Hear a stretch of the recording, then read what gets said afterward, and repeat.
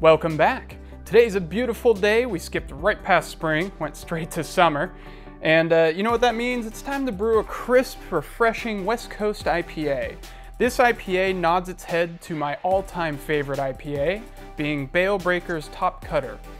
Now, this is a lighter version because we're doing brew in a bag. It is going to drop it a little bit lower in alcohol percentage, but you know what? We're going to keep it just as hoppy and delightful. So, here's what we've got cooking. We're mashing in at 152. Our strike water is at 160 degrees. Here we go.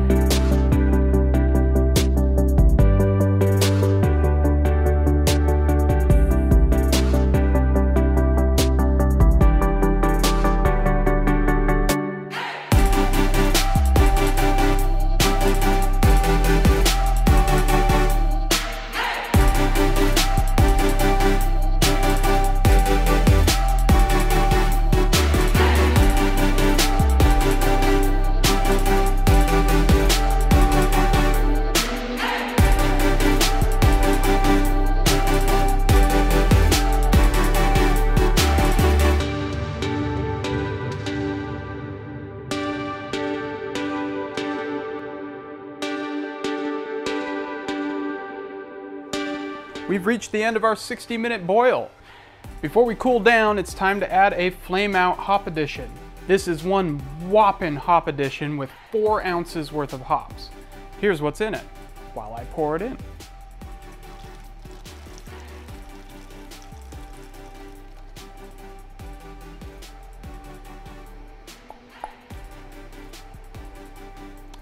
Now that we have all that in there, time to cool this down to 70 degrees. We'll put it in our fermenter and pitch our yeast.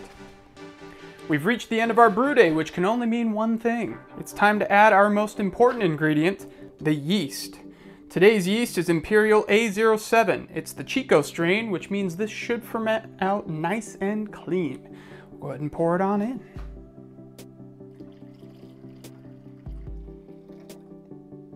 Very nice. From there, we'll cap everything. Then we'll just set it to a very low pressure for the first few days. Once the main part of fermentation has taken over, we'll crank up the pressure up to roughly 10 psi or so.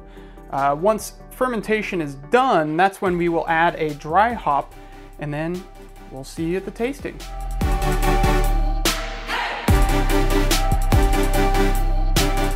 All right, let's see how these two stack up to each other, shall we?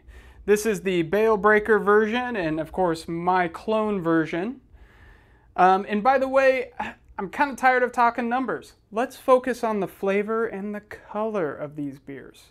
That being said, I will let you know, mine came in at 6.3% alcohol. This one came in at 6.7. So it's very close, but mine is considered a light version of the Topcutter. But let's go ahead and take a look at this. The color here, very close.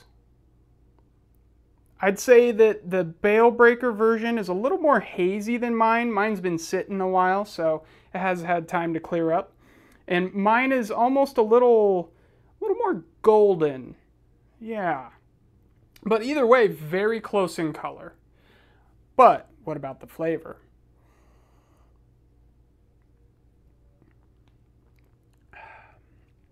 The Topcutter, you just can't go wrong with. Bale Breaker, you make a fantastic beer.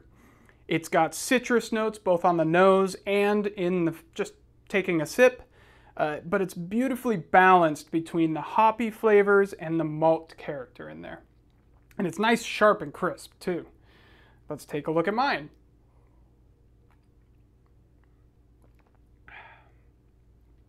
Beautiful beer as well. I will say though, if I had to pick the two, Bale Breaker, you still win. It's tough to beat. But comparing the two, they're very close in flavor. I will say that next time I'll drop the Loral hops. That's a new hop that I used this time around. I've never used it in this recipe before, but I noticed that on the website for the Bale Breaker Topcutter, they mentioned using Loral hops. I have a feeling it's a heck of a lot less than what we used in terms of ratios and whatnot.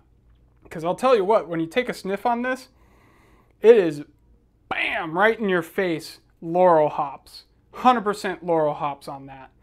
And when you take a sip, it's got kind of more of a rounded flavor to it. I don't know if that is necessarily the Loral hops. I don't know if that is necessarily the Loral hops, but either way, it's very close if I were to take out that Loral hop. So I would say if you were to brew this yourself, maybe take that out, try it, then add to it as you see fit.